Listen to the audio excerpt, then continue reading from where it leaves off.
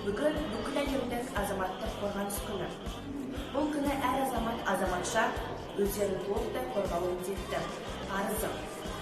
Төтенше жағдай болған кезде әр азаматтың қауіпсіз жерде баруы олардың парызы болып табылады. Еліміз аман болсын.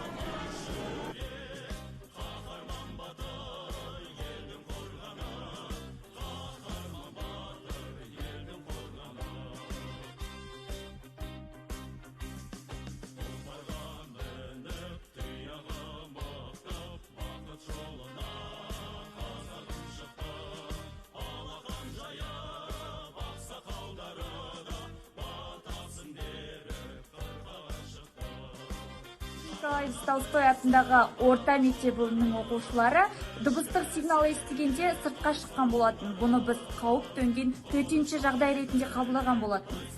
Ескерту барысында дабыл қағылғанда радио мен радиоарналар, мобильді қосымшаларды қосу керектігін түсінген болатынбыз. Халыққа деген құлақтандыру жүйесінің тексерісі сәтті өтті.